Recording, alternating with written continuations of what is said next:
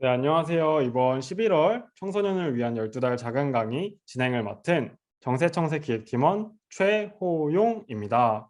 네, 오늘 주제 도서인 뭐가 되고 싶냐는 어른들의 질문에 대답하는 법, 이 책 혹시 많이들 읽어보셨나요? 네, 읽어보신 분들도 계시고 아직 책을 못 읽은 분들도 계시는 것 같아요.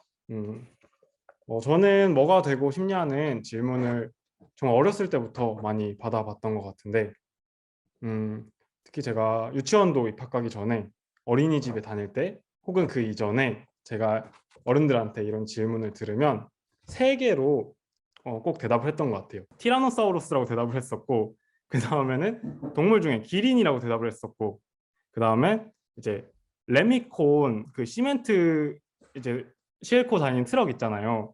그 세 개로 저는 이제 제 꿈을 대답했던 것 같아요. 근데 이제 유치원에 다니고 초등학교에 다니고 중학교, 고등학교를 거치면서 뭐가 되냐고 뭐가 되고 싶냐고 묻는 이 어른들의 질문이 내가 어떤 사람이 되고 싶은지를 물어보는 게 아니라 그냥 내가 미래에 어떤 직업을 가지고 싶은지를 물어보는 거구나 하는 생각을 갖게 되면서 점점 이 질문에 대해 대답하기가 어려워졌던 것 같아요. 그래서 저는 이 책을 읽으면서 그런 부분이 공감이 정말 많이 되었는데 뭐가 되고 싶냐는 이 질문이 그냥 단지 직업을 물어보는 질문이라면 그거는 조금 이상한 것 같기도 하고 잘못된 질문이라고까지 저는 생각이 들었어요. 그래서 뭐가 되고 싶냐는 이 질문에 대답하기 위해서는 그 전에 훨씬 더 많은 것들을 물어보고 내 스스로도 훨씬 더 많은 것들에 대해서 고민해 봐야 될 필요가 있지 않을까 하는 생각을 해보았습니다. 네.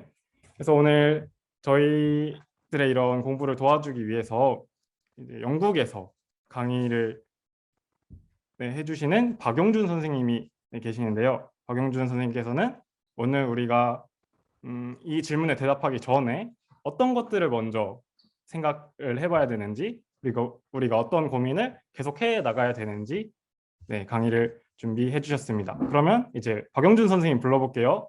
박용준 선생님 나와주세요. 자, 시작하겠습니다. 뭐가 되고 싶냐는 어른들의 질문에 대답하는 법. 사실 여러분 이 질문 살면서 몇 번이나 들어봤습니까? 저도 어릴 때는 적지 않게 이 질문을 들어봤던 것 같아요. 커서 뭐가 되고 싶니? 라고 하는 이 질문. 이 질문에는 사실은 많은 또 다른 질문들이 내포되어 있다고 볼 수 있을 것입니다. 뭐 어떤 것들이냐, 예를 들면 여러분이 이 질문을 받았을 때 여러분 머릿속에 떠오르는 또 다른 질문들이 막 존재한다라고 하는 거죠. 아니면 커서? 그러면 큰다는 게 뭐예요? 어른이 되는 건 또 뭐예요? 그리고 뭐가 된다라고 했을 때 그 된다는 것도 무엇을 의미하는지. 또 이 질문에 답을 하기 위해서 또 다른 질문들이 요구되죠. 나는 무엇을 좋아하고 뭘 잘하고 또 무엇에 관심이 있고 여러분께 숙제로 내드린 질문들이 있을 것입니다. 또 이제 일을 한다라고 하는 것은 노동이고 노동을 한다라고 하는 것은 내가 가지고 있는 재능, 능력, 역량 등을 발휘해서 돈을 버는 것을 의미하기도 합니다. 그러면 직업이라고 하는 것, 돈이라고 하는 것, 또 그 돈이라고 하는 것을 통해서 내가 하는 경제 활동이라고 하는 것이 갖는 의미가 무엇인지 등등등 너무나 많은 질문들에 답을 할 수 있어야 바로 이 너는 커서 뭐가 되고 싶니? 라고 하는 그 하나의 질문에 답을 할 수 있게 된다는 겁니다. 그래서 오늘 이제 여러분과 함께 이야기를 좀 나눠보고 싶은 것은 그럼 도대체 이 질문이 갖고 있는 의미가 무엇이고 또 왜 이 책에 나와 있죠? 이 질문에는 답을 하기가 어려운 것인지 사실 너는 커서 뭐가 되고 싶니라고 하는 그 하나의 질문에 대해서 답을 하기 위해서 한 권의 책이 쓰여진 거 아니겠습니까? 그래서 그 질문에 대한 답을 찾아볼 텐데 첫 번째로 왜 이렇게 직업이 많고 또 직업을 가져야만 하고 또 직업을 갖는다고 하는 것에 대한 나의 고민에 대한 답을 찾는 건 왜 이렇게 어려운 건지를 많은 학자들이 설명했는데 그 중에 첫 번째로 제가 오늘 여러분께 꼭 소개해드리고 싶은 분이 바로 이 지그문트 바우만이라고 하는 분입니다. 다음에 아마 여러분이 분명히 인디고 수업을 통해서 바우만 선생님은 아마 듣게 될 거예요. 폴란드 출신의 사회학자이고 영국 리즈 대학교에서 평생 교수로 계시다가 3년 전에 돌아가셨습니다. 이 바우만 할아버지를 뭐 저희는 이제 할아버지라고 이렇게 부르기도 합니다만 선생님들이 직접 뵙고 인터뷰를 하고 또 책으로 나오기도 했죠. 이 책을 아마 다음에 공부를 하게 될 텐데 이 책에서 그런 말씀을 하세요. 재성치 사회다 이런 표현을 쓰십니다. 즉 부모의 직업을 물려받는 세습 사회. 우리 책에 나와 있죠. 예전에 뭐 18세기, 17세기 사람들은 직업에 대한 고민을 할 필요가 전혀 없었습니다. 왜? 직업마저도 세습되었기 때문에. 부모가 가지고 있었던 직업이 자식에게도 물려받는, 넘어가는 그런 시대를 살았던 것이죠. 하지만 지금은 어떻습니까? 그렇지 않죠. 끊임없이 사회적 지위, 또 다른 직업을 획득하기 위해서 노력을 해야만 하는 사회를 재성치 사회다라고 불렀던 것입니다. 자, 그러면 이 재성치 사회라고 하는 것은 도대체 무엇이냐? 우리에게 무엇을 요구하는 것이냐? 끊임없이 무언가를 성취해야 되는 거예요. 여러분, 성취한다라고 하는 게 무슨 말인 줄 알죠? 내가 가지고 있는 그 역량을, 내 안에 있는 그 잠재 능력을 발휘할 수 있도록 끊임없이 노력해야 한다는 거예요. 여기는 정체성이라고 하는 표현이 등장하죠. 아마 여러분 청소년 시기에 가장 많이 듣게 되는 교과서에서 듣게 되는 단어가 바로 이 자아 정체성과 같은 표현일 것입니다. 정체성은 사실 굉장히 중요한 단어인데 나는 누구이냐? 나중에도 화면에 잠깐 보겠습니다만은 도대체 나라고 하는 사람을 나는 얼마나 알고 있느냐라고 하는 질문이 바로 이 정체성에 대한 질문이에요. 여기 벽돌을 하나하나 쌓아간다라는 표현이 나오죠. 정체성이라고 하는 것은 끊임없이 여러분이 하나의 실천, 하나의 배움, 하나의 공부, 한 명의 친구, 그죠? 또 하나의 체험, 경험으로부터 하나씩 하나씩 쌓아 나가는 것입니다. 근데 이 작업은 청소년기에만 하는 걸까요? 그렇지 않죠. 성인이 되어서 혹은 우리가 죽는 날까지 끊임없이 이어져야만 하는 것이다. 그런 의미에서 우리는 어떤 사회를 살고 있다고요? 재성치 사회를 살고 있다라고 바우만 사회학자가 이야기를 한 적이 있습니다. 자, 그러면 이 재성치 사회에 우리가 살고 있기 때문에 너는 커서 뭐가 되고 싶니? 라고 하는 질문이 유의미한 것이에요. 뜻을 가지고 있다는, 의미를 가지고 있다는 거예요. 왜?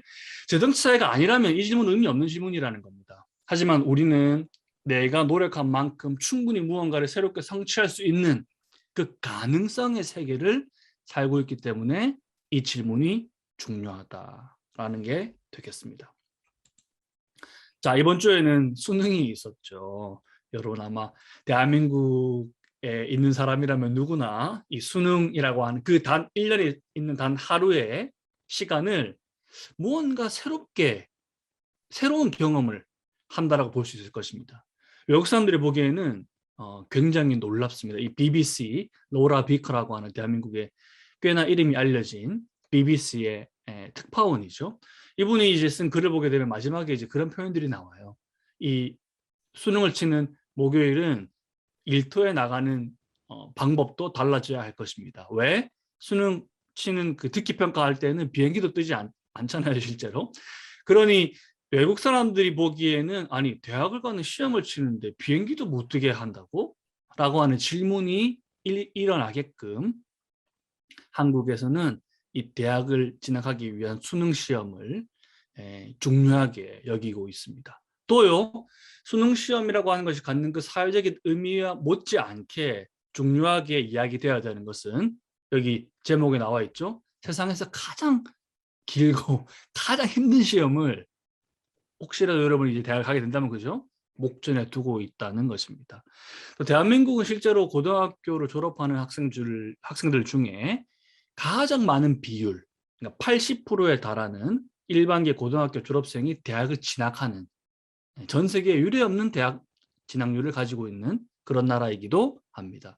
여기 선생님이 살고 있는 잠깐 저기 있는 영국 같은 경우는 한 60에서 한 50% 정도의 학생이 대학교를 진학을 하고요. 또 가까이 있는 나라인 스위스 같은 나라는 고등학교 졸업생의 한 40% 남짓한 학생이 대학을 진학합니다. 그러니까 교실에 30명, 40명의 학생이 있다고 치면 절반 이하가 대학을 가는 거예요. 그러니까 대학을 안 가는 학생이 교실에 절대다수라는 거죠. 그럼 그 교실의 분위기는 또 그 교실이 목표로 하는 배움은 또 조금 다르겠죠. 그죠? 자, 그래서 선생님이 이제 또 오랜만에 이제 수능을 이번 주에 치르기도 했고 또 해서 한번 홈페이지 들어가 봤습니다. 한국교육과정평가원이라고 하는 곳에서 수능 문제를 만들고 또 이렇게 공표를 합니다. 그래서 대한민국 모든 수험생들을 응원합니다라고 적어 놓았어요. 근데 이 말이 되게 모순으로 들렸습니다. 도대체 이 시험, 이 수능 시험이라고 하는 건 대한민국 학생들을 응원하는 것일까? 아니면 뭐 좀 심하게 말해서 저주하는 것일까? 괴롭히는 것일까? 그죠? 그런 질문들을 던지게 되었습니다. 왜요? 1교시 국어 영역 시험 문제를 제가 오랜만에 한번 풀어봤거든요. 그랬더니 두 번째 나온 질문이 바로 이 선생님이 공부했던 철학 중에서도 헤겔이라고 하는 철학자의 이야기가 나왔습니다. 정립, 반정립, 종합. 아마 고등부 선배, 우리 인디고 서원에서 수업하는 고등부 이제 선배님들은 분명히 아마 이 질문을 받아본 적이 있을 겁니다.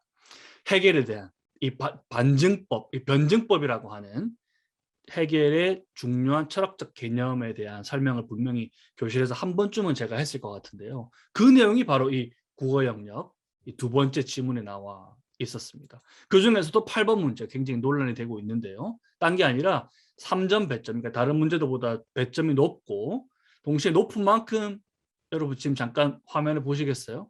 도대체 이 문제를 이해하고 해석해서 답을 찾는 것 자체가 결코 쉽지 않은 문제가 수능 국어 영역의 첫 번째, 두 번째 지문에 나오다 보니까 학생들이 뭐 완전히 소위 말하는 멘붕에 빠졌다 이런 기사들이 쏟아졌습니다. 이게 보이죠? 헤겔 네가 왜 거기에서 나와? 라고 하는 질문이 나올 수밖에 없는 문제가 나왔고요. 여기 보시다시피 수험생들의 절규와 저주로 가득 찬 헤겔 집 주소 좀 알려주세요. 저 멘탈이 나갔어요. 하는 그런 댓글들이 달리는 수능 문제가 나왔다라고 하는 겁니다. 이게 이제 실제 지문에 나왔던 문장입니다, 여러분. 잠깐 한번 보시겠습니까? 헤겔에 따르면 직관의 외면성과 표상의 내면성은 사유에서 종합되고 이에 맞춰 예술의 객관성과 종교의 주관성은 철학에서 종합된다. 제가 물론 저는 철학을 전공한 사람이고 그 중에서도 헤겔이라고 하는 철학자가 철학사에서 어떤 역할을 하고 있고 이 사람이 가지고 있었던 철학적 입장이 무엇인지 뭐 학부 또 대학원 석사 과정에서 공부를 했기 때문에 이 말을 들으면 어느 정도 맥락을 가지고 이해를 할 수 있을 겁니다. 하지만 도대체 이 문장을 여러분 지금도 이 문장을 한글로 된 문장을 읽고 있음에도 불구하고 이 도무지 이해되지 않는 해석되지 않는 이 문장을 주고 문제를 풀게끔 하는 이 수능 문제는 수험생들을 응원하는 것일까요? 저주하는 것일까요? 그죠? 자, 그리고 이제 수학 문제, 2교시 수학 문제를 딱 봤습니다. 여러분 이런 그 도형 살면서 본 적 있습니까? 이게 미적분이라고 하는 수학 내의 분야의 문제이거든요. 저도 사적인 이야기를 조금 하자면 대학교를 갈 때 이제 수능을 치고 저는 뭐 100% 이제 수능 점수만 가지고 대학을 가고 했던 그런 시절이었기 때문에 대학을 갈 때 그 당시에 제가 쳤던 수능 시험이 소위 불수능이었거든요. 굉장히 문제가 어려웠습니다. 근데 수학이라고 하는 과목을 제가 상대적으로 좀 잘 치게 되었고 제가 진학했던 대학에서도 수학에 이제 가점을 주는 그러니까 수학 점수에다가 1배가 아니라 1.5배를 해서 수학 점수에다가 후한 점수를 매겨서 총점을 매기는 대학에 진학을 하면서 이 수학의 덕을 많이 봤거든요. 근데 오랜만에 수학 문제를 이렇게 보는데 와 이게 외래어인지 한국어인지 모를 정도로 아주 생경하게 다가왔습니다. 그러면 이제 수학 문제를 바로 접고 3교시 영어 문제를 이렇게 쭉 봤거든요. 아니나 다를까. 선생님이 제가 실제로 정말 지지난주에 여기 케임브리지 대학교의 학생들에게 수업을 했던 내용이 바로 이 토마스 쿤에 대한 내용이었거든요. 근데 그 내용이 여기 지문에 나와 있더라고요. 여러분 토마스 쿤은 아마 다음에 또 들어볼 일 있겠습니다만 과학 철학자였죠. 근데 그 사람에 대한 이야기가 이 패러다임에 대한 이야기가 영어 시험에 지문 중에 하나로 나왔었습니다. 또 보니까 이 메릴린 스트래턴이라고 하는 굉장히 유명한 인류학자입니다. 여기 캠브리지 대학교 교수 출신의 지금은 은퇴한 사회학자의 개념 인류학자 그러니까 사회 인류학자의 지문과 철학적인 내용이 또 지문에 나와 있더라고요. 이분은 여러분 참고로 파푸아 뉴기니라고 하는 여러분 들어봤죠? 그 나라의 부족을 연구하는 그런 인류학자입니다. 근데 그 사람의 내용이 대한민국 대학 수학 능력 시험에 영어 지문에 나와서 대한민국 고등학생들에게 물어본다? 야, 대한민국 고등학생들의 지적 수준이라고 하는 것이 정말 전 세계 유례 없이 위대하다 이렇게 표현할 수도 있겠습니다. 역설적으로 그죠? 자, 그래서 이제 마지막 이제 4교시죠. 5교시는 외국어 영역이니까 4교시에 들어갔더니 이제 그래도 비교적 이 삶에 가까운 문제, 직업 탐구 영역이라고 하는 문제가 있더라고요. 뭐 사회 탐구, 과학 탐구, 직업 탐구. 근데 이제 이 문제도 제가 이제 보면서 이런 문제를 찾아봤습니다. 오늘 이제 직업에 대한 이야기를 우리가 할 거 아니겠습니까? 그죠? 그래서 A 씨의 직업에 대한 설명으로 적절한 것은 해서 이게 3점짜리 또 중요한 문제예요. 라고 되어 있습니다. 자, A 씨는 문제 한번 같이 볼까요? 어려서부터 예술과 옷에 관심이 높아서 패션계에 입문했습니다. 그래서 패션쇼를 경험하면서 경력을 쌓았고요. 최고 브랜드 업계에 영입되면서 시그니처 로고, 그죠? 그다음에 트위드, 수트죠. 수트 등 핵심 디자인 요소를 분석하고 또 새로운 취향을 가미한 디자인을 기획하기도 했습니다. 모든 디자인을 설계하고 제작서를 작성하고 패턴을 만들고 또 견본을 제작하는 일을 하고 있습니다. 자, 이 사람의 직업은 무엇일까요? 라고 하고 문제의 단 한국 표준 직업 분류에 근거한다 이렇게 되어 있죠. 그럼 이제 물론 이 문제를 내는 방식에 대해서만 이야기해도 오늘 1시간이 모자라겠습니다만은 아무튼 A 1, 2, 3, 4, 5번 해서 이제 문제를 냈어요. 여러분 답은 뭐겠습니까? 1번 직업명은 숍마스터이다. 사실 숍마스터라고 하는 직업이 일단 여러분 뭘까요?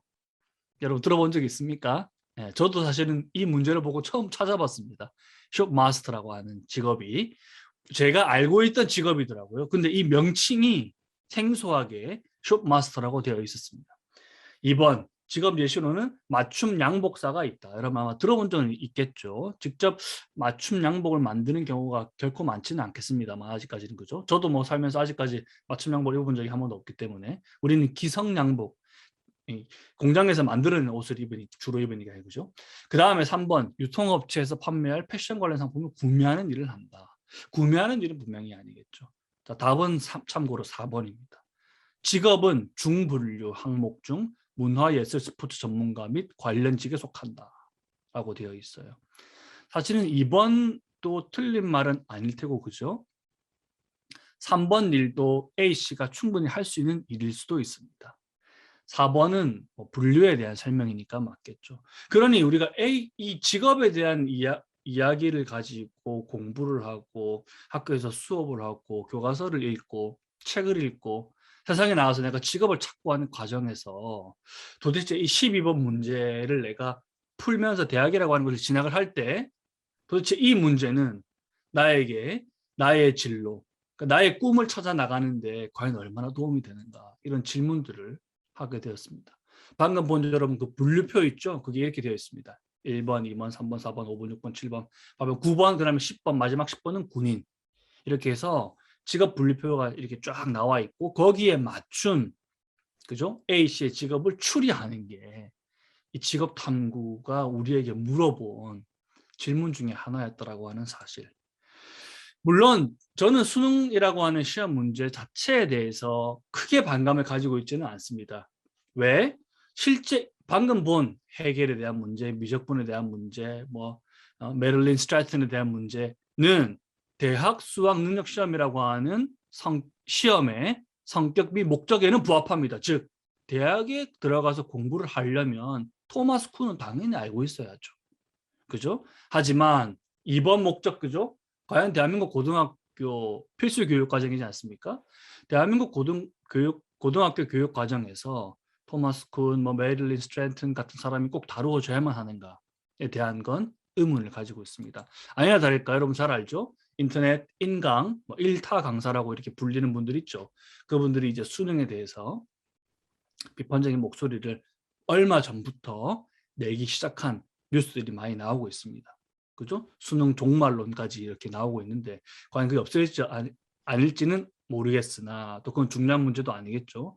우리에게 과연 이 수능이라고 하는 혹은 대학 입시라고 하는 문턱이 사실 대한민국 교육의 8할 이상의 80% 이상의 주요한 목적으로 차지하고 있지 않습니까? 거기에 사실은 반기를 드릴 필요가 있겠죠. 수능이 있었고 그 수능을 통해서 대학이라고 하는 문턱을 넘어가는 학생이 그렇게나 많고, 그죠? 또 그렇지 또 그 수능이라고 하는 문제, 그러니까 수능이라고 하는 문턱을 넘지 않는 친구들의 경우에 소외되는 문제까지도 이 단 하나의 사례가 내포하고 있는 것이라고 볼 수 있겠습니다. 자, 그러면 이제 우리가 던져야 되는 질문은 이거겠죠. 나는 어떤 일을 하며 살고 싶은가라고 하는 질문. 아까 너는 커서 뭐가 될 거니라고 하는 그 질문 있죠. 그 질문에 대한 이제 우리가 답을 찾아야 할 텐데, 우리는 그러면 공부를 하고 배움을 하고 하는 이 모든 과정이 직업을 위해서만 있는 것이냐? 그런 건 아닐 겁니다. 다만 삶을 위해서, 보다 행복해지기 위해서 오늘도 우리가 공부를 하고 있고, 여러분 학교에서도 또 집에서도 새로운 배움을 이어나가는 것이죠. 자, 아까 잠깐 제가 언급했습니다만 이 직업이라고 하는 것은 끊임없이 변화되는 것입니다. 자아 정체성을 벽돌을 쌓아 나가는 과정을 통해서 새롭게 만들듯이 마찬가지로 직업 또한 매일매일 새롭게 생겨나고 매일매일 사라지는 게 바로 그 직업이라고 하는 겁니다. 여기 나와 있죠, 여러분. 매년 650여 개에 달하는 새로운 직업이 탄생했다는 겁니다. 지난 시간 동안. 전 세계의 70억 인구가 가지고 있는 직업의 종류를 추려보면요, 한 12,000개 정도밖에 되지 않습니다. 그죠? 굉장히 적죠. 인구 숫자에 비하면. 12,000개니까 비율로 따지면 정말 많은 사람들이 거의 똑같은 직업을 가지고 있다라고 말할 수 있을 겁니다. 근데 문제는 뭐냐? 대한민국 내에서만 지난 10년 정도를 추려보면 매년 600여 개의 새로운 직업이 탄생했다는 거예요. 동시에 거꾸로 말하면 뭘까요? 총 숫자는 유지가 되니까 600여 개의 직업이 또 사라졌다는 게 되겠죠. 그죠? 자, 그러면 이걸 통해서 우리가 무엇을 알 수 있느냐? 내가 무언가를 직업의 리스트, 아까 보셨죠? 그 리스트에서 어떤 직업을 찾아서 이 직업을 내가 내 삶의 중요한 목표로 삼아야겠다라고 해서 거기에 매진하게 되면 어떤 일이 벌어지게 될까요? 시간이 지나면 그 직업은 사라질 수도 있다는 겁니다. 그죠? 그러니 너는 커서 뭐가 될 거니라고 하는 그 질문에 대해서 직업을 가지고 답을 하는 건 어리석은 답일 수도 있다라고 하는 거죠. 우리가 이제 너는 커서 뭐가 되고 싶니? 라고 하는 그 질문에 대한 답을 오늘 이제 궁극적으로 찾아나가는 게 우리의 목표인데, 1번 틀린 답은 뭐가 되겠습니까? 어떤 하나의 직업명을 말하는 건 좋은 답변이 아니라고 하는 사실을 알 수 있겠습니다. 직업 리스트를 보게 되면 그 중에 통신, 그러니까 이제 우리가 사실 일상생활에서 지금도 여러분과 제가 이렇게 만날 수 있는 게 결국 통신 기술의 발달에 따른 것이죠. 그죠? 그래서 통신기술자와 통신공학기술자라고 하는 관련해서 그 직업 리스트를 딱 검색해 보면요, 이렇게 많은 직업의 목차가 나옵니다. 네. 이 중에 내가 과연 뭐가 될까를 고민하는 것만으로도 사실은 너무나 벅찬 정보량이죠. 그죠? 근데 문제는 이건 통신공학에 관련된 것일 뿐입니다. 이러한 리스트가 16,000개가 더 있다는 거예요. 이해됩니까? 그러면 내가 이제 직업을 고르고 내 삶의 꿈에 대한 고민을 할 때 인간이 태어나서 죽을 때까지, 흔히 요람에서 요람오라라고 표현을 하죠. 그 모든 과정을 한번 찬찬히 같이 한번 살펴보자는 거죠. 이해되죠? 자, 여러분 이제 태어났습니다. 그럼 여러분이 처음 만나게 되는 직업군에는 어떤 것들이 있을까요? 이렇게 시작되는 겁니다. 이제 산부인과 의사가 있겠죠. 그럼 왜 제가 첫 번째 요람에서 요람으로를 제가 떠올리면서 태어나는 순간 만나게 되는 의사가 첫 번째 직업이 아니라 왜 약사 한의사라고 하는 직업을 먼저 뽑았을까요? 여러분이 태어나기 전에 여러분 부모님이 말하자면 아이를 갖기 위해서, 그죠? 몸이 좋은 약도 먹고 한약도 먹고 했었을 거라는 거예요. 그죠? 그럼 거기서부터 이제 시작되는 거예요. 또 아이가 태어나면 산부인과 의사가 있을 거고, 또 간호사가 있을 거고, 또 병원을 깨끗하게 하는, 특히나 이제 팬데믹 이후로는, 그죠? 방역 전문가도 있어야 할 것이고요. 또 태어나고 나면 출산을 한 이제 어머니들을 위한 산후조리사도 있어야 되고, 또 여러분이 이제 출생 신고를 해야 되니까 주민센터를 가가지고 신고를 하려면 행정 공무원도 필요할 거고요. 또 사회복지사, 또 여러분이 어린이집 가게 되면 보육교사, 또 여러분 부모님 지금 이제 또 팬데믹 시대니까 그죠? 서로 화상 통화라도 하려면 휴대전화 있어야 되겠죠. 또 옷도 사야 되죠. 또 여러분 장난감을 사주려면 블록회사 직원도 있어야 되겠죠. 또 캐릭터를 만드는 디자이너도 있어야 될 거고, 이렇게 끊임없이 또 교도관도 심지어 필요합니다. 우리가 안전하게 이 사회에 질서 있는 삶을 영위하기 위해서는 교통경찰, 소방관, 버스 운전사, 공공철도 및 지하철 기관사뿐만이 아니라 교도관, 그죠? 또 여러분이 빵집 가서 빵을 사면 제빵사, 바리스타, 또 집에서 빵 먹으면서 텔레비 보면서 프로야구 선수들이 야구를 보고, 또 치어리더가 함께 화면에도 등장하고 등등등등. 이 모든 순간이 이러한 직업군들로 이루어져 있거든요. 그럼 이러한 많은 역할들 중에 내가 어떤 하나의 기능을, 역할을, 또 사회적 책임을 수행하는 것입니다. 근데 생의 모든 순간마다, 그러니까 우리는 누군가의 도움을 받으면서 살아가고, 나 또한 어떤 직업을 선택하든 그것이 누군가에게 도움이 되는 선택을 하게 되는 것이죠.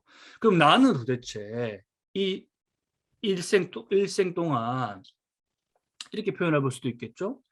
산부인과에서는 대개 많은 경우 인간의 탄생에 기여하는 역할을 하는 게 될 겁니다. 혹은요, 호스피스라든지 그 장례를 치르는 장례 전문가의 경우에는 인간의 죽음에 가까운 역할을 맡고 있다고 볼 수 있겠죠.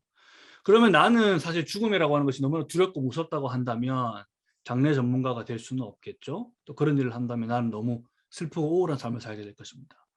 혹은 내가 거꾸로 탄생하는 아이들, 혹은 인간의 이 생명의 탄생이라고 하는 것이 나에게 엄청난 경이로움과 의미를 준다라고 한다면 교사 혹은 뭐 간호사 등의 일을 할 수 있다면 나는 값진 삶을 살 수 있다라고도 말할 수 있겠죠.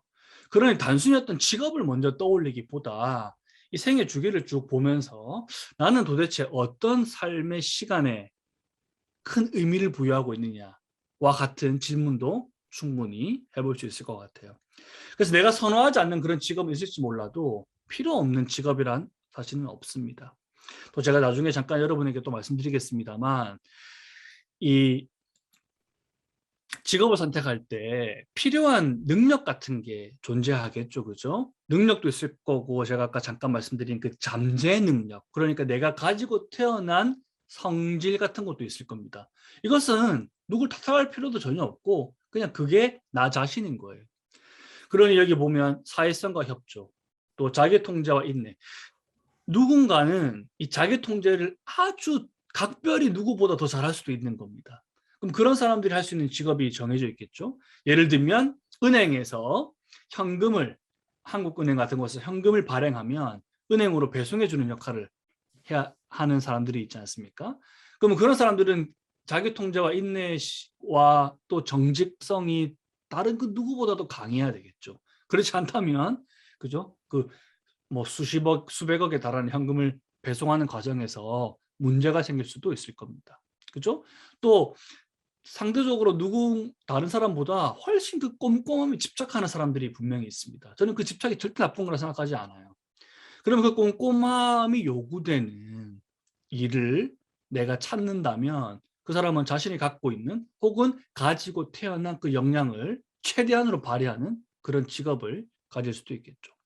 또 분석적인 사고를 잘하는 사람, 또 창의적인 사람, 또 변화를 싫어하는 사람, 또 좋아하는 사람, 그죠? 또 독립적인 사람, 아니면 함께 일하는 걸 훨씬 좋아하는 사람과 같은 직업의 특성이 있을 거고요. 또 동시에 내가 가지고 있는 특징이 있을 겁니다. 그런 것들을 소위 말해서 이제 매칭하면서 직업을 찾아 나가는 게 중요하겠죠. 그래서 이제 직업 정보들을 보게 되면 아까 제가 말씀드렸죠. 650여 개의 직업이 매년 새로 생겨난다라고. 그러면 또 사라지는 직업이 분명히 있다 그랬죠. 그 중에 사라지는 직업들 중에 리스트가 이제 이렇게 쭉 나와 있습니다. 아마 여러분도 요즘은 아마 보기 힘들 것 같은데 구두 미화원이라든지, 또 여러분 이제 주유소 가보면 이제 무인 주유소가 많이 생겨나고 있죠. 또 그 하이패스라고 한국에서 부르죠. 고속도로 같은 데 지나가다 보면 예전에는 다 사람이 이렇게 직접 티켓을 끊어줬거든요. 근데 요즘은 그렇게 하고 있지 않죠. 이런 식으로 직업들이 점점 사라지고 있다는 거예요. 그리고 이제는 시간이 많이 지나면 아예 보지 못하게 될 그런 직업들도 많이 있을 겁니다. 동시에 새로운 직업들이 생겨난다 그랬죠. 그 새로 생겨나는 직업들 중에 보면 이렇게 항공기 정비원, 또 수의사, 보조원, 수의 간호사라고도 표현합니다. 또 반려동물 미용사 등등이 새롭게 끊임없이 일자리의 수요가 증가하는 직업들 리스트로 나와 있습니다. 이런 리스트, 아까 제가 말씀드렸다시피 이런 리스트 자체가 중요하진 않습니다. 오히려 왜 이렇게 새롭게 직업들이 생겨나고 있고, 그럼 이 사회적인 변화를 내가 인지하는 것은 중요하겠죠. 여러분 흔히 많이 들어봤겠죠. 그 4차 산업혁명. 도대체 4차 산업혁명이 무엇인지 아무도 잘 모르지만 간단하게 이야기하자면 인공지능 정도를 떠올리면 될 겁니다. 그러니 내가 예전에 아까 말씀드렸죠. 예전에는 사람이 직접 고속도로 티켓을 끊어줬는데 이제는 그냥 내가 차를 타고 지나가기만 해도 그것이 전파를 이용해서, 그죠? 하이패스라고 하는 전파를 이용해 가지고 그 하이패스 통과하면 결제가 자동으로 되는 거 아니겠습니까? 이제 그런 시대가 되었다는 겁니다. 과학기술 발전에 의해서. 그러면 과학기술 발전에 의해서 도움을 받을 수 있는 직업은 더 이상 필요하지 않게 되는 것이죠. 또 굉장히 특히 대한민국의 중요한 문제인데요. 고령화 문제가 있습니다. 그러니까 수명이 길어지는 건 결코 나쁜 일은 아니겠죠. 다만 새로 태어나는 인구가 점점 없다는 거예요. 아까 제가 잠깐 수능 이야기도 했습니다마는 대한민국에 있는 대학교의 정원 숫자와 실제 고등학교를 졸업해서 대학에 가고 싶어하는 학생의 숫자가 이제 더 이상 맞지가 않습니다. 즉 수요와 공급이 맞지 않다는 거예요. 오히려 고등학교 졸업하는 숫자가 대학 정원보다 적어요. 그러니 원칙적으로 보자면 고등학교 졸업하는 사람들 중에 대학을 가고 싶다면 누구나 갈 수 있게 되는 게 이제 대학이 돼버린 것이죠. 그런 인구학적인 변화가 새로운 직업들을 또 만들어내는 겁니다. 어떤 직업들이 있을까요? 유품 정리사, 그죠? 혹은 아까 말씀드렸던 장례 전문가, 또 애완동물 말씀드렸죠. 우리는 인구학적인 변화들 중에 1인 가구 혹은 핵가족이 점점 많아지고 있거든요. 그러면서 애완동물을 많이 기르게 되잖아요. 그럼 애완동물을 많이 기르게 된다는 건 애완동물이 많아질 거고, 애완동물은 대부분 인간보다는 수명이 좀 짧은 경우가 훨씬 많으니까 애완동물 장의사도 점점 많아지게 될 겁니다. 또 사회적 업무가 세분화가 되고 등등 과 같은 형식으로 해서 새로운 직업이 끊임없이 만들어진다는 거예요. 여러분 넷플릭스 들어봤죠? 넷플릭스. 그래서 제가 몇 가지 새롭게 탄생한 직업들 중에 여러분이 아마도 상상하기 어려운 몇 개의 직업을 좀 소개해 드리려고 하는데, 그 중에 하나가 바로 넷플릭스 시청 담당 전문가라고 하는 게 있습니다. 이게 말을 이렇게 붙여서 되게 거창해 보이지, 밑에 영어를 보시게 되면 말하자면 정규직 전업 넷플릭스 뷰어 시청자예요. 이 사람의 일은 뭘까요? 하루 종일 넷플릭스만 보는 겁니다. 보면서 본인이 경험한 넷플릭스 브라우저, 그죠? 또 목차가 형성되는 알고리즘 등의 체험, 자신의 한 경험을 끊임없이 보고서를 만들어서 주는 거예요. 영상을 좋아하고 넷플릭스 특히나 좋아하는 사람은 꿈의 직업이라고 말할 수 있겠죠. 하루 종일 넷플릭스만 보면 되니까, 그죠? 또요, 아까 제가 말씀드렸듯이 반려동물을 끊임없이 이제 우리가 점점 더 많이 기르게 되거든요. 그러면서 반려동물 맞춤형 이제 사료들이 필요할 거 아니겠습니까? 근데 그걸 이제 누군가는 맛을 봐야 되지 않겠습니까? 그죠? 그래서 반려동물 사료 시식 전문가라고 하는 직업도 있습니다. 이렇게 보다 보면 실수로 너무 집에 과자 먹고 싶어서 이렇게 뭔가 주워 먹다가 그게 반려동물 사료였다라고 하는 것을 알게 됐다, 이런 사례들도 들어본 적이 있습니다만은, 그걸 전문가로서 직접 휴식해보는 미식가도 있듯이 반려동물 사료 휴식 전문가도 이 세상에 있다라고 하는 사실.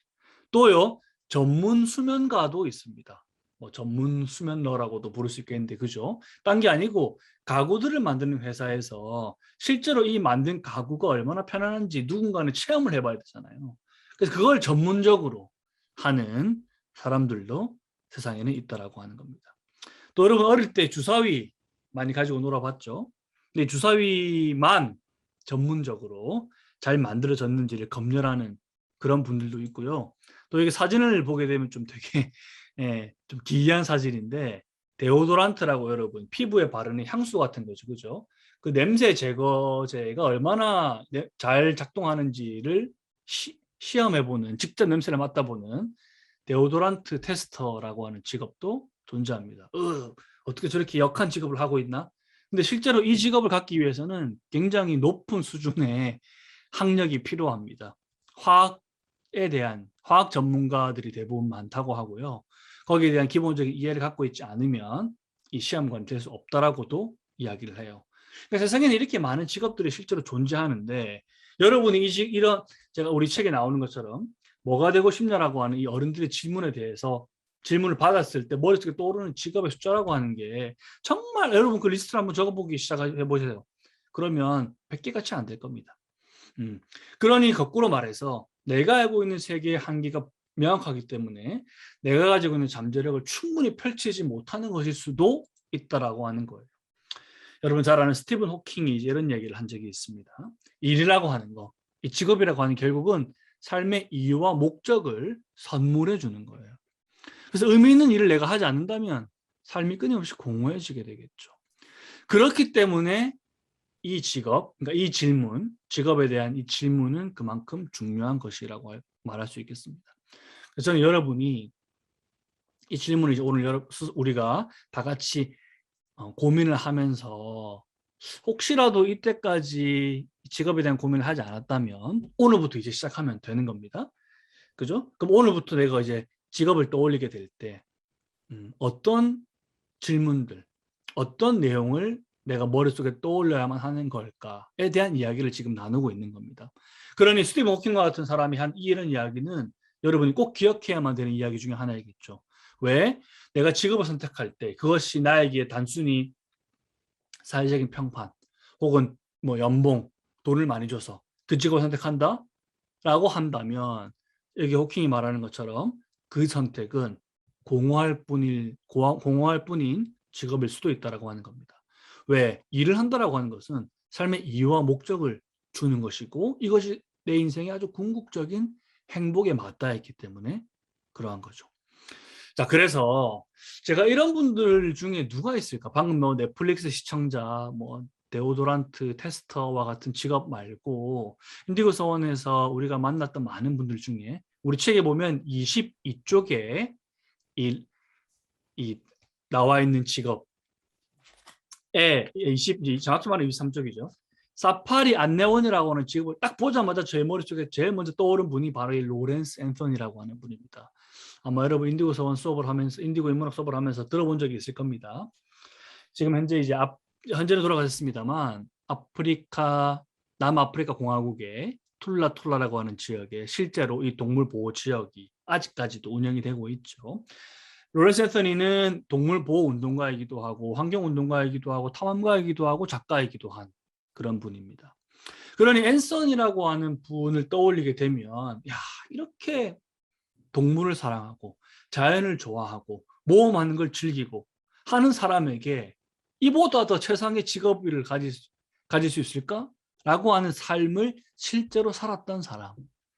그리고 선생님들이 이런 분들을 직접 만나고 쓴 책의 제목이 꿈을 살다라고 하는 제목이거든요.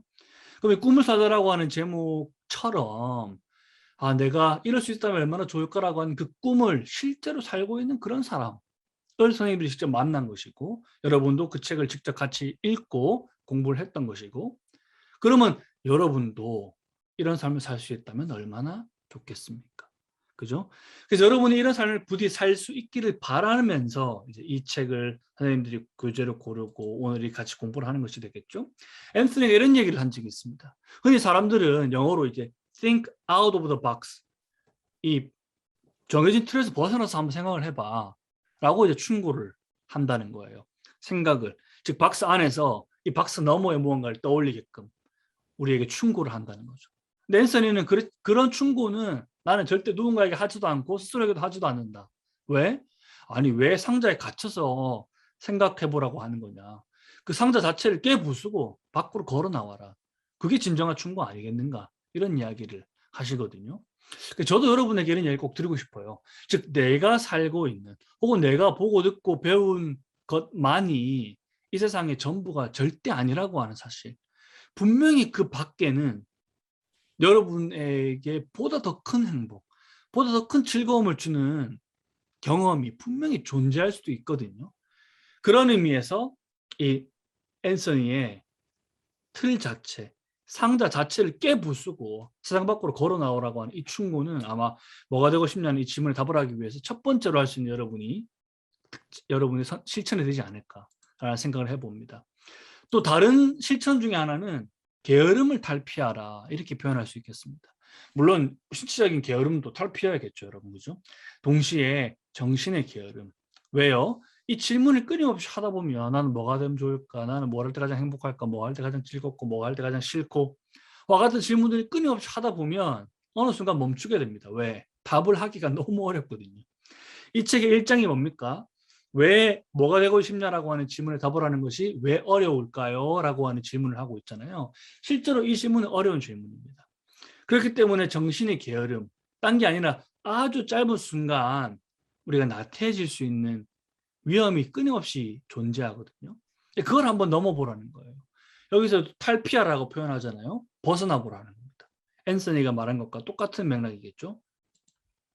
또 시나 아이엔가라고 하는 이제 미국 컬럼비아 대학교의 교수님이시고, 이분은 이제 시각 장애를 갖고 계신 그런 분입니다. 이분이 이제 선택의 기술이라고 하는 테드 강의를 한 적이 있는데 책으로도 이 이야기가 나와 있거든요. 책 제목 보세요, 여러분. 나는 후회하는 삶을 그만두기로 했다. 아까 제가 방금 말씀드렸죠. 여러분이, 저도 부디 삶의 의미와 목적을 찾아서 후회하지 않는, 혹은 공허하지 않는 그런 삶을 살기를 진정으로 바라거든요. 이 아이엔가도 이런 얘기를 합니다. 이 선택이라고 하는 게 결국은 내 삶을 내 자신이 주인이게끔 만들어주는 것이다. 여기서 발명이라고 하는 표현을 쓰는데 그 발명은 딴 게 아니라 내가 끊임없이 말하자면 그 상자 밖으로 벗어나는, 그 상자를 깨부수고 한 걸음 나아가는 선택을 함으로써 내 삶을 창의적으로, 즉 내 삶을 기존과는 다른 무언가로 만들 수 있게끔 해주는 것이다 라고 이야기를 하고 있어요. 이게 아마 여러분에게 요구되는 가장 중요한 이 선택이라고 하는 문제일 겁니다. 자, 그럼 선택을 할 때 또 중요한 게 뭘까요? 타인의 눈을 의식하지 않는 것입니다. 내가 어떤 사람인지를 알아야만 되겠죠. 이것은 굉장히 어려운 일입니다. 왜요? 인간은 누구나 사회적인 평판, 그죠? 즉 다른 사람의 눈에 내가 어떻게 비칠까를 끊임없이 고민하면서 사는 게 인간 존재이기도 하거든요. 근데 여러분 혹시 기억납니까? 얼마 전 인디고 서원에서 직접 우리가 만나고 초대해서 만나기도 했던 델핀 미누이. 델핀 미누이의 직업은 또 뭐죠? 일간지 기자이면서 작가이면서 또 영화를 만든 제작자이기도 합니다. 델핀이 우리에게 그 당시에 들려준 이야기가 뭡니까? 여러분 내면의 목소리 위에 귀를 기울이십시오. 이런 얘기를 한 적이 있죠. 즉 다른 사람의 시선, 다른 사람이 나에게 하는 이야기. 뭐 소위 직업 관련해서 대한민국에서 가장 많이 이야기하는 게 뭡니까? 소위 말하는 그 사자 직업, 이렇게 표현하죠, 그죠? 판사, 변호사, 의사, 옛날에 이제 할머니, 할아버지들이 그런 얘기를 많이 했었습니다. 하지만 이제 21세기에 방금 보셨던 4차 산업혁명 시대에 그런 직업들은 흔히 여러분 그 미국 같은 경우에 판사, 변호사가 미래에 사라질 직업의 아주 상위권에 위치해 있는 거 알고 있죠? 미국은 이제 AI가 판결을 하지 않습니까? 그죠? 왜냐하면 인간의 머릿속에 기존의 이제 판례들, 그러니까 판결 사례들을 머릿속에 다 담을 수가 없잖아요. 근데 AI 같은 경우는 뭐 진짜 무한에 달하는 판례들을 머릿속에 다 가지고 있을 수 있으니까 그 슈퍼컴퓨터가 이제 이 사건에 대한 판결을 직접 내리고, 변호사는 그저 사건의 개요를 작성해서 컴퓨터에 입력만 하는 그런 역할을 맡고 있습니다. 그러니까 판사는 이제 필요 없고, 그죠? 변호사는 사무직에 불과한 그런 직업으로 바뀌고 있다라고 하는 뉴스도 여러분 들어본 적이 있을 겁니다. 그러니 어떤 직업을 떠올리기보다, 혹은 흔히 말하는 그 할머니, 할아버지가 나한테 말했던 그 사자 직업을 머릿속에 그리기보다 내 안에 있는 목소리, 내면에 있는 내 목소리에 귀를 기울이는 거, 나는 그러면 어떤 선택을 통해서 이 상자를 벗어나서 세상 밖으로 발을 내디딜까와 같은 실천이 훨씬 중요하다라고 말할 수 있겠습니다. 우리가 다음에 또 이제 수업을 하게 될 텐데, 이 여러분이 지금 보고 있는 질문은 아까 제가 잠깐 언급했던 헤겔, 또 헤겔 그 전에 유명한 독일 철학자인 칸트라고 하는 사람이 한 질문 중에 하나입니다. 일부입니다. 나는 누구인가? 나는 무엇을 희망해야 하고 나는 무엇을 해야 하고 할 수 있는가? 이러한 질문들이 여러분 앞에 놓여 있고 이러한 질문들을 던질 때에만 내가 진정 삶의 의미와 목적을 달성할 수 있는 직업을 찾을 수 있게 된다는 것이죠. 문제는 아까 제가 말씀드렸죠. 이 질문에 대한 답은 결국 자아 정체성에 대한 질문인데 아까 바우만 최초의 이야기에서 바우만 사회학자가 이야기한 그 벽돌을 쌓는 그 과정, 그 아주 지난하고 고통스러운 과정을 통해서 나는 누구인가라고 하는 질문에 끊임없이 도달해야만 하는데 그 과정이 나에게는 너무나 어려운 과정이라는 거예요. 나는 누구인가 어떻게 살 것인가라고 하는 그 질문은 여러분보다 상대적으로 훨씬 삶을 많이 사는 나도 혹은 여러분의 부모님도 혹은 할머니 할아버지도 여전히 답을 찾지 못한 질문이기도 하거든요. 그렇기 때문에 사실은 이 질문은 여전히 유효하고 중요한 질문이라고 하는 사실, 또 여러분 스스로에게 끊임없이 던져야만 하는 질문이라고 하는 사실, 그걸 좀 기억하면 좋겠습니다. 또 여러분 직업이라고 하는 것은 굉장히 많은 경우에 지루하거든요. 왜 그럴까요? 매일매일 똑같은 일을 평생 해야 되는 거예요. 평생이라고 하는 것이 이제 예전에는 3, 40년이었는데 이제 100세 시대잖아요. 그러면 대학을 졸업하고 내가 첫 직장을 갖는 나이가 20대 후반, 30대 초반이라고 칩시다. 그러면 100세 시대면 무려 내 인생이 앞으로 70년이 더 남은 거예요. 근데 70년 동안 내가 똑같은 일을 한다? 그렇기 때문에 이제 말하자면 선진국에서는 평생 교육이라고 하는 것에 주목을 합니다. 대학 교육이라고 하는 것도 이제는 평생, 그러니까 내가 나이가 들어서 다시 대학을 들어가는 일이 충분히 가능하게끔 이렇게 교육 체계를 바꾸고 있거든요. 왜요? 40년이 아니라 이제 80년을 바라봐야 되는 거예요. 그러면 그 일을 내가 평생 할 수 있을까라고 하는 질문을 던져본다면 그럴 수도 없을 뿐더러 그럴 이유도 없다라고 하는 거죠. 그죠? 여기 이제 소설가이자 문학 작가이죠. 밀란 쿤데라가 행복이라고 하는 것은 어디서 나오는가라고 했을 때 지속과 반복을 열망할 수 있어야 된다. 이런 문학적인 표현을 한 적이 있거든요. 딴 게 아니라 끊임없이 반복되는 이 삶을 내가 얼마나 수용하고 받아들일 수 있을 것이냐. 그러면 내가 영원히 어떤 일을 계속적으로 반복한다고 했을 때 그게 내가 진정으로 좋아하는 일이라면 난 어떨까요? 너무너무 행복하겠죠. 평생 내가 좋아하는 일을 뭐 굳이 예를 들자면 여러분이 게임을 좋아한다고 했을 때 내 직업이 프로게이머라고 하면 아침에 눈 떠서 내가 가장 먼저 하는 일이 뭡니까? 컴퓨터에서 게임하는 거죠. 그 일을 하루 종일 해도 그게 나의 일이라고 하는 거예요. 또 밥벌이 수단도 된다는 거예요. 그러면 그 사람은 얼마나 행복하겠습니까? 그죠? 마찬가지라는 거죠. 여러분이 직업을 선택할 때 그것이 충분히 지루할 수도 있다고 하는 걸 염두에 둔다고 한다면 내가 이 일을 평생 반복해도 행복할까? 라고 하는 질문을 던지는 것도 굉장히 괜찮은 질문일 수 있다는 겁니다. 흔히 말하는 그 직업 만족도를 측정할 때 여러 가지 질문들을 하거든요. 사회적인 평판에 대한 거, 안정성에 대한 거, 발전 가능성에 대한 거, 또 근무 조건, 혹은 예를 들면 업무 시간, 또 급여와 같은 것들을 이렇게 따져 묻습니다. 그러면서 이제 스스로 자신이 가지고 있는 직업 만족도를 조사를 하죠. 그러면 이제 여러분 뭐 잘 아는 직업들이 저희 만족도 리스트에 쭉 오릅니다. 1등부터 꼴등까지. 근데 문제는 이제 이 직업 만족도 설문조사라고 하는 것이 어떤 면에서는 아무런 의미가 없는 정보인 것이 왜? 이 질문에 대한 답을 하는 내가 어떤 직업을 선택해서 그 직업에 어떤 의미를 부여하는가가 더 중요하지. 사회적인 평판, 고용 안정성, 발전 가능성, 혹은 근무 조건과 같은 것들은 외부적인 조건일 것이거든요. 그리고 그 외부적인 조건 또한 물론 우리가 함께 만들어 나가는 사회적인 조건이겠습니다만 그보다 더 먼저 우리가 고민해야 되는 것은 그래서 나는 어떤 직업을 원했고 어떤 직업을 선택해서 그 직업을 말하자면 평생 반복하면서 살아가도 된다라고 하는 확신을 가질 것이냐. 그게 훨씬 더 우리에게 중요한 물음일 것입니다. 자, 그러면 아까 말씀드렸죠. 내가 이 질문을 받았을 때 어떤 답변을 누군가에게 해야 하는데 이 답변을 하기 위해서 필요한 질문들이 너무너무나 많다고 했죠. 자, 그러면 그 많은 질문들을 좀 추려보면 바로 이 질문으로 귀결이 될 겁니다. 내 삶의 가장 중요한 가치는 무엇인가?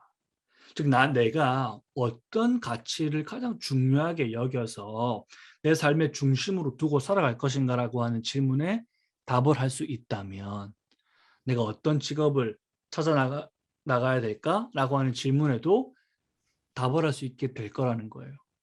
왜?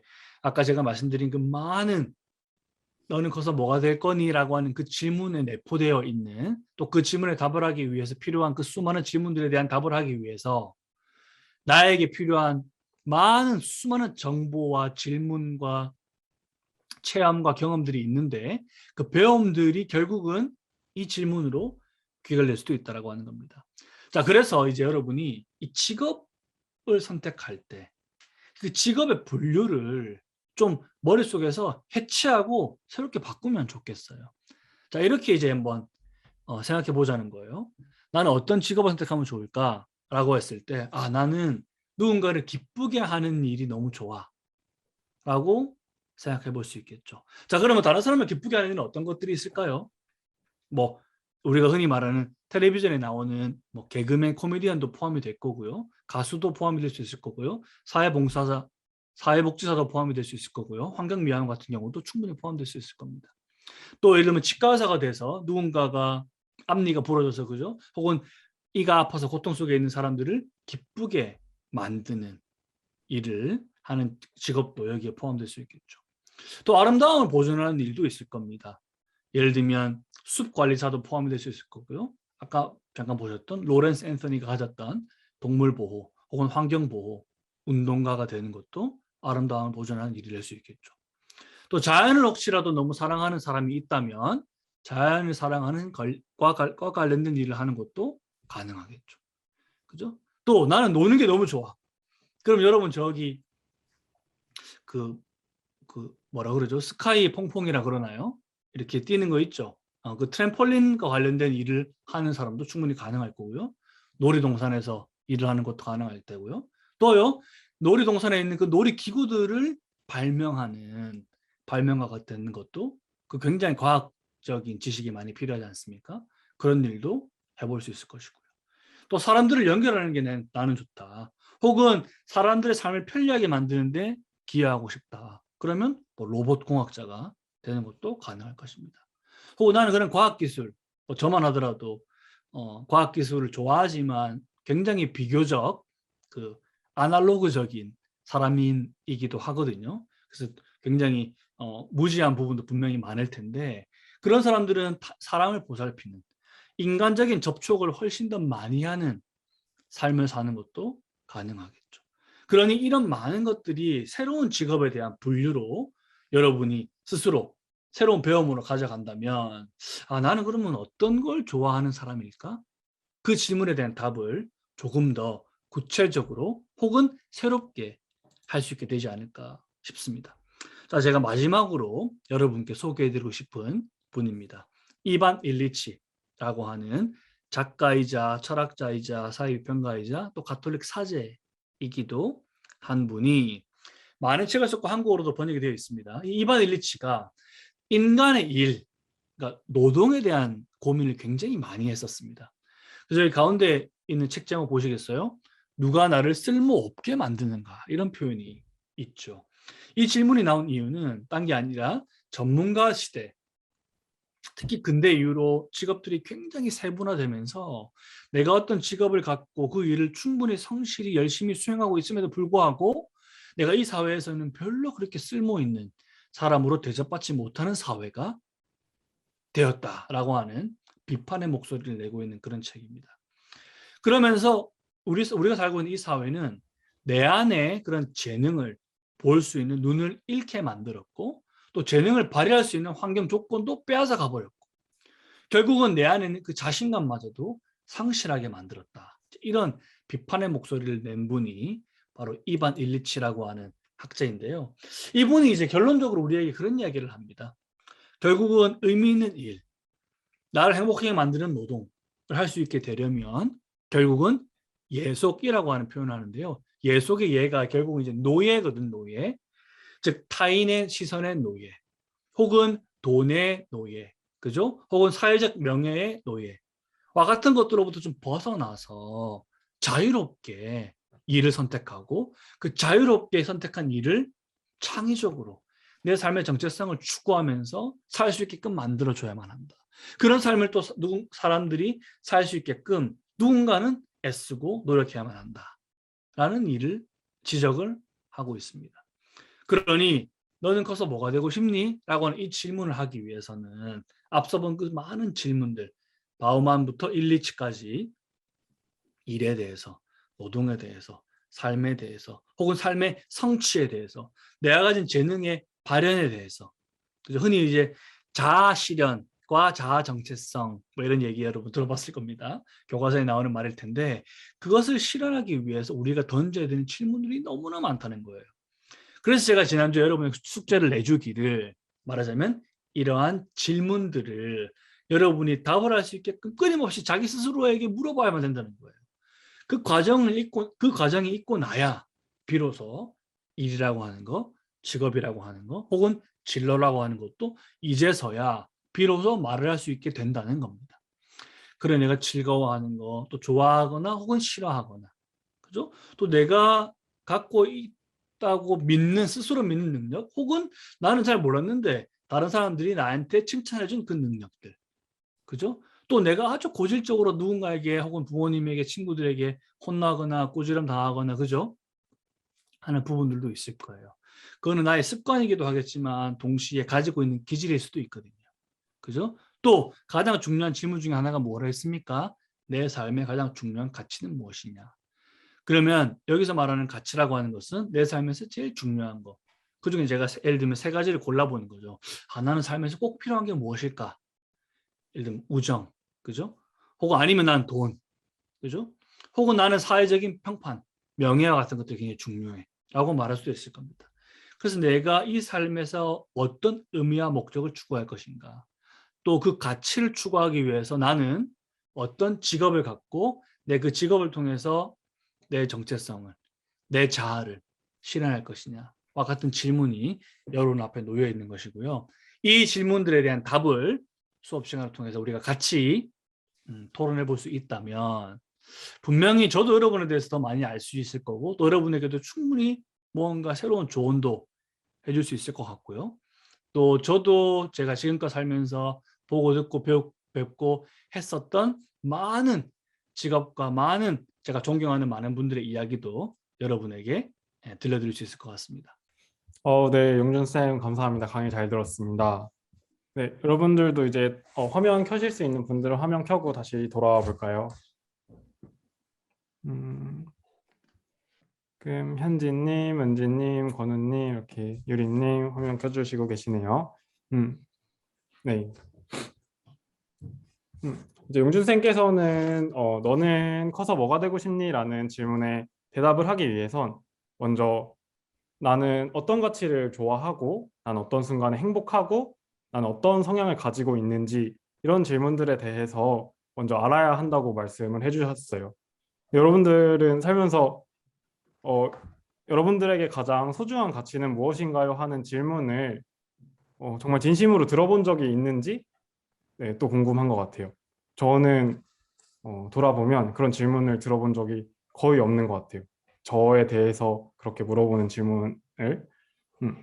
용진쌤께서 이렇게 너는 커서 뭐가 되고 싶니? 라는 질문 앞에 이런 내 자신에 대한 많은 질문이 필요한 이유가 커서 뭐가 되고 싶냐라는 질문은 이제 나의 정체성 그리고 나는 앞으로 어떤 나의 삶을 창조하고 싶은지에 대한 고민까지도 포함할 수 있는 질문이기 때문이라고 네, 말씀을 해주셨어요. 네, 제가 강의를 들으면서 저 고등학교 담임 선생님이 이제 형아 너는 커서 뭐가 되고 싶냐 이렇게 물어봤을 때 제가 저는 제 장래희망은 교사입니다 이렇게 말씀을 드렸었는데 그때 담임 선생님께서 앞으로는 너의 장래희망이나 너가 커서 뭐가 되고 싶은지 물었을 때 나는 어떤 무언가가 되고 싶어요 혹은 어떤 일을 하는 무언가가 되고 싶어요. 이렇게 말을 하는 연습을 해봐야 된다고 말씀을 하셨던 기억이 있어요. 근데 그때는 제가 그 이야기를 듣고 그냥 네, 알겠습니다. 이러고 넘겼었는데 이제 오늘 강의를 들으면서 선생님께서 그때 하셨던 말씀이 내가 정말 소중하게 생각하는 가치를 담아서 이제 대답을 해야 된다는 그런 아, 말씀을 네, 하고 싶으셨던 것 같아요. 음. 그래서 방금 용준 쌤이 들려주신 강의에서 정말 많은 질문들이 나왔었죠. 그래서 제가 이제 그 질문들을 좀 정리를 해봤는데요. 네, 여러분들한테 공유해서 보여드릴게요. 여러분들 기다리시면서 혹시 각자 필기도구 챙겨 주실 수 있을까요? 공책 한 권이랑 이제 연필 한 자루면 충분할 것 같아요.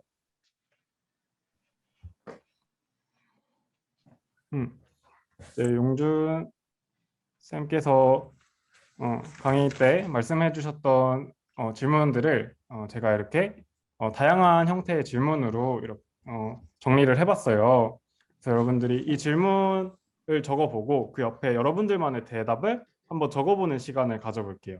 시간은 지금부터 5분에서 10분 정도로 하고 혹시 다 적어본 친구들은 채팅창에 다 적었다고 남겨주시면 네, 제가 어느 정도 됐다고 싶을 때 이제 저희 소모임으로 조를 나눠가지고 각자 방에서 자신 적은 대답에 대해서 이야기 나눠볼게요. 그럼 지금부터 이제 네, 답변을 적어봅시다. 여러분들 모두 네, 이야기 잘 나누고 돌아오셨나요? 네, 다양한 질문도 이제 있었고 다양한 답변에 대해서 생각도 해보고 하면서 내 자신이랑 좀 더 가까워지는 느낌을 받았으면은 오늘 강의도 그렇고 오늘의 질문도 그렇고 충분히 성공적이지 않았나 하는 생각이 듭니다.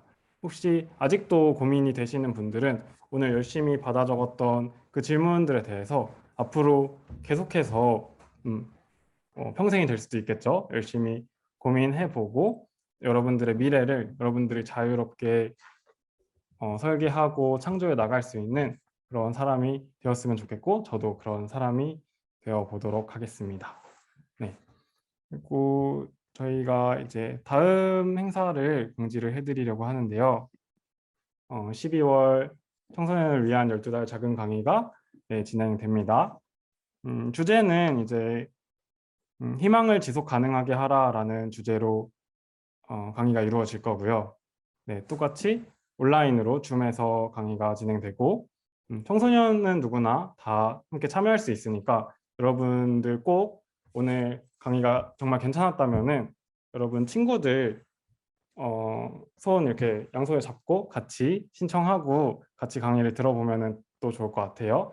네, 참고도서는 이렇게 생겼는데 음, 도잉 호프 공감과 연대 사회를 위하여라는 책이고 이번에 새로 발매된 책이에요.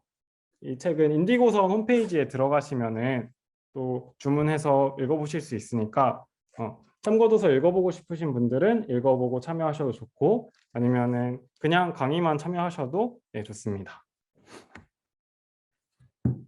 그리고 12달 작은 강의뿐만 아니라 12월은 이제 정세청세라고 정의로운 세상을 꿈꾸는 청소년 세계와 소통하다라는 청소년 행사가 열리는 달이기도 한데요.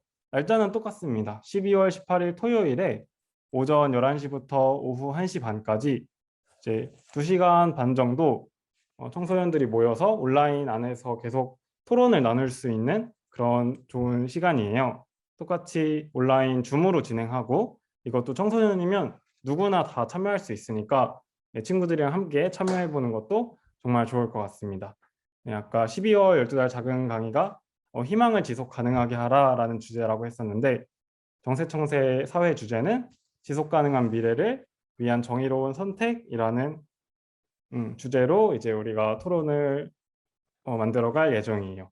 그리고 12월이면 이제 연말이잖아요. 12월 끝나고 내년 1월부터 이제 정세청세 함께 기획해갈 기획팀원도 뽑고 있으니까 혹시 기획팀원에 관심이 있다면 사회 정세청세 꼭 참여해가지고 정세청세 행사가 어떤 건지 한번 체험해보고 네, 신청도 해보시면 좋을 것 같습니다. 네, 오늘 청소년을 위한 12달 작은 강의는 여기까지 하고 마치도록 할게요. 오늘 만난 분들 또 다음 달에도 꼭 볼 수 있었으면 좋겠습니다. 네, 고맙습니다.